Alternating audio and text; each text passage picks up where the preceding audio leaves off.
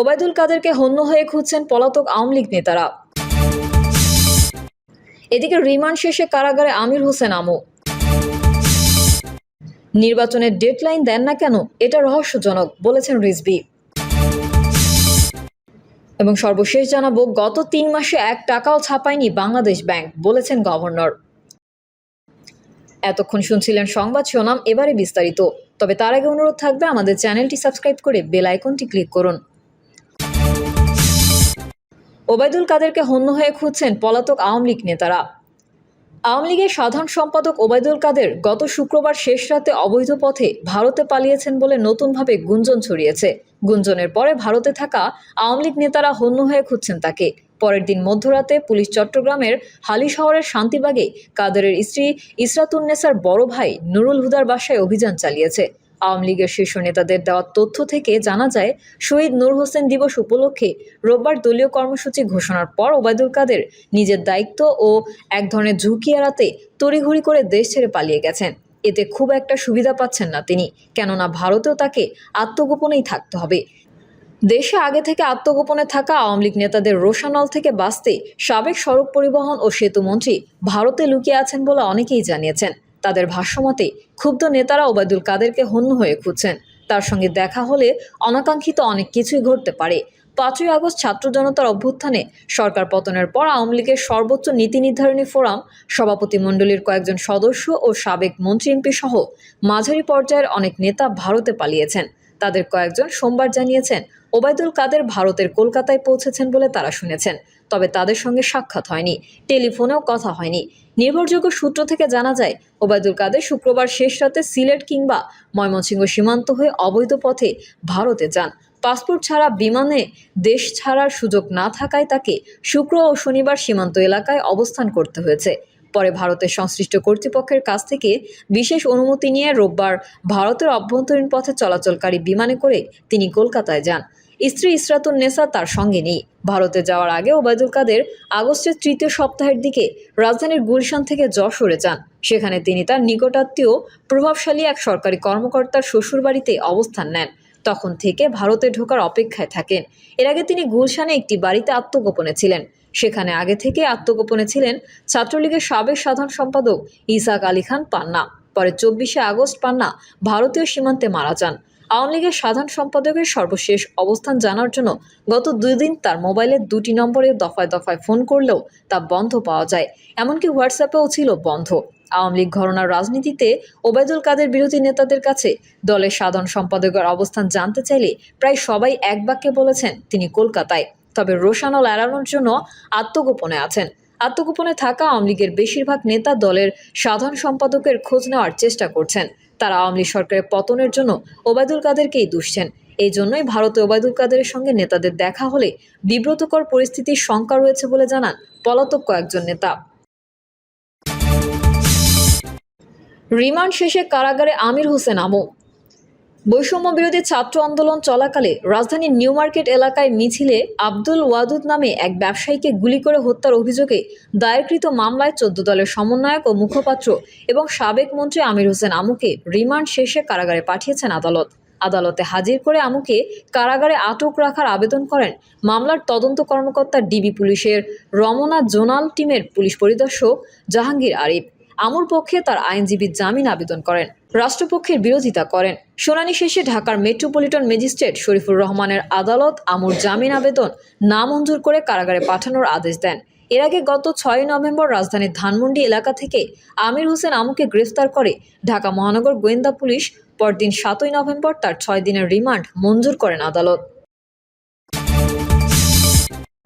নির্বাচনের ডেডলাইন দেন না কেন, এটা রহস্যজনক বলেছেন রিজভী। বিএনপির জ্যেষ্ঠ যুগ্ম মহাসচিব রুহুল কবির রিজভী অন্তর্বর্তী সরকারকে উদ্দেশ্য করে বলেছেন, নির্বাচনের ডেডলাইন দিতে আপনাদের মধ্যে এত দ্বিধা, এত সংকোচ কেন? তিনি বলেন, 5ই আগস্টের চেতনাকে ধারণ করতে পারছেন না, তাই স্বৈরাচারের আরেক লোককে আপনারা বসিয়ে রেখেছেন। আপনারা বিভিন্ন জায়গায় স্বৈরাচারের দোসরদের বসিয়ে রেখেছেন, তারা আপনাকে ব্যর্থ করবেই। এ সময় রিজভী বলেন, আপনি আবার নতুন কয়েকজনকে উপদেষ্টা করেছেন। নতুন উপদেষ্টা করার অধিকার আপনার আছে, কিন্তু গণতান্ত্রিক আন্দোলনের অংশীজন যারা, তাদের অভিমত নেওয়ার দরকার ছিল।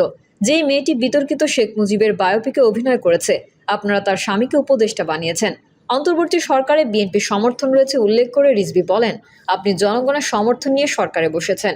বিএনপি সমর্থন করেছে, যারা গণতন্ত্রের জন্য আন্দোলন করেছে তারা সমর্থন দিয়েছে, বৈষম্য বিরোধী ছাত্ররা সমর্থন দিয়েছে।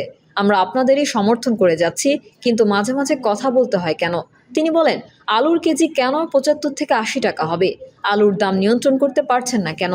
আপনি সিন্ডিকেট বাসদের কেন গ্রেফতার করতে পারছেন না? দুর্বলতা কোথায় এটা একটু জানতে চাই। এটা অন্তর্বর্তীকালীন সরকারের কাছে মানুষের কাম্য নয়। কেন এটা বাড়ছে? মানুষ অনেক ধরনের প্রশ্ন করে। রিজভী আরও বলেন, আপনি নির্বাচনের কথা বলেন কিন্তু নির্বাচনের কোনো ডেডলাইন দেন না। এটা রহস্যজনক। আপনারা মনে করেছেন বিএনপির লোক যারা গণতান্ত্রিক আন্দোলনে আছে তারা অশিক্ষিত। আমরা তোমাদেরকে আগে সংস্কার শিখাই, তারপর তোমাদের নির্বাচনের কথা বলো। এক উপদেষ্টার বক্তব্যের জবাবে রিজভী বলেন, তাদের একজন উপদেষ্টা বলছে খালি নির্বাচন করলেই হবে। উপদেষ্টাকে বলি, আপনি কি হেডমাস্টার? আপনি আগে শিক্ষা দেবেন, তারপর আমরা শিখব, পড়াশোনা করব। আমরা কি জানি না সংস্কার কি? আপনারা প্রস্তাব দিতে পারেন, সেই প্রস্তাবটা দেবেন নির্বাচিত সরকারের কাছে। এই জন্য নির্বাচন দিন। সাবেক প্রধানমন্ত্রী শেখ হাসিনার সমালোচনা করে রুহুল কবির রিজভী বলেন, সারা দেশের মানুষ জেগে উঠেছে বলেই হাসিনার মতো এত নির্মম, নিষ্ঠুর, এত রক্ত নিংড়ানো স্বৈরাচারকে পরাজিত করা সম্ভব হয়েছে। শেখ হাসিনা বাংলাদেশকে মনে করেছে তার বাপের জমিদারি, আর এই জমিদারি রক্ষার্থে সে দেশের জনগণকে জনগণ মনে করত না, চাকর বাকর মনে করত। এই জন্য যারা প্রতিবাদ করেছে, অন্যায়ের বিরুদ্ধে তীব্র ভাষায় বক্তব্য রেখেছে, যারা মিছিল করেছে, জনসভা করেছে, স্লোগান দিয়েছে, তাদের সেই শান্তিতে থাকতে দেয়নি। কাউকে অদৃশ্য করে দিয়েছে চিরদিনের জন্য, কাউকে বিচার বহির্ভূত হত্যার শিকার করিয়েছে। এই দানবকে বাংলাদেশের ছাত্ররা বিতাড়িত করেছে। তিনি বলেন, আমরা বিদ্যুতের টাকা পাচার হওয়ার কথা শুনেছি, মেট্রো রেলের টাকা পাচার হওয়ার কথা শুনেছি, মেগা প্রজেক্টের অর্থ আত্মসাৎ হওয়ার কথা শুনেছি।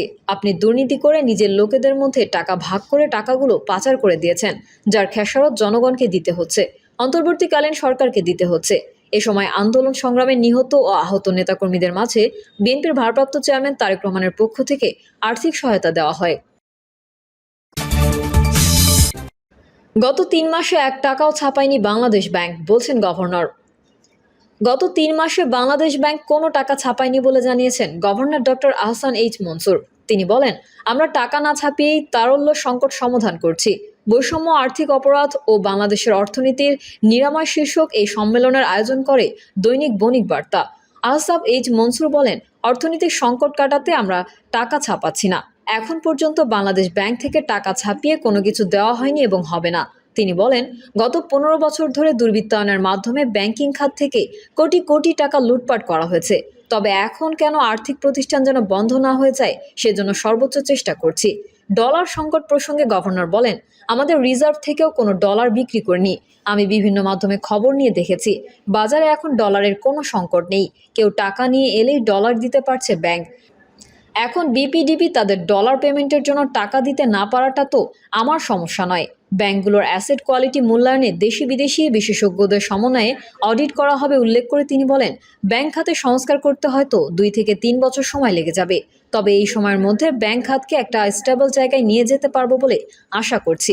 দুর্বল কিছু ব্যাংকে আমাদের এখন রিক্যাপিটালাইজেশন করতে হবে, আবার কিছু ব্যাংকে মার্জার করা লাগতে পারে। এর জন্য নির্দিষ্ট আইন থাকা প্রয়োজন। আমরা এখন সেগুলোই তৈরি করছি। ব্যাংক খাত নিয়ে গভর্নর আরও বলেন, বিগত সময়ে সবচেয়ে বেশি ক্ষতিগ্রস্ত হয়েছে আমাদের ব্যাংক খাত। তবে দ্রুত সব সমাধান হবে না। আমাদের ব্যাংক খাতে নাজুক অবস্থা তৈরি করা হয়েছিল। দ্রুত সংস্কার বা সমাধান চাইলে আমরা চাকরি ছেড়ে দিতে হবে, কারণ এই ব্যাংকের ২৭,০০০ কোটি টাকার অ্যাসেট থেকে এক পরিবারেই ২৩,০০০ কোটি টাকা নিয়েছে। এখানে আমার হাতে ম্যাজিক নেই, তবে কোনো ব্যাংক বন্ধ হবে না এটা বলতে পারি। দুর্বল ব্যাংকে টাকা তুলতে পারছেন না, এই কারণে তাদের তারল্য সহায়তা দেওয়া হচ্ছে। সব সমাধানও হয়ে যাবে। যে কোনো কোম্পানি বাঁচিয়ে রাখার চেষ্টা করা হচ্ছে উল্লেখ করে আহসান এইচ মনসুর বলেন, বেক্সিমকোয় রিসিভার নিয়োগ করা হয়েছে। কোনো ব্যবসা প্রতিষ্ঠানের ব্যাংক অ্যাকাউন্ট বন্ধ করা হয়নি। বেক্সিমকোতে রিসিভার দেওয়া মানে বন্ধ নয়, বরং এটা সচল করা হচ্ছে। কারণ গত কয়েক মাসে বেক্সিমকোর বেতন ভাতা সরকার থেকে দেওয়া হয়েছে। যে কোনো কোম্পানি বাঁচিয়ে রাখার চেষ্টা চলছে। প্রিয় দর্শক, এই ছিল এখনকার সর্বশেষ সংবাদ। আপডেট সহ সংবাদ পেতে চ্যানেলটি সাবস্ক্রাইব করে বেল আইকনটি ক্লিক করুন। কমেন্টে আপনার মতামত জানিয়ে আমাদের সাথেই থাকুন। ধন্যবাদ সবাইকে। আল্লাহ হাফেজ।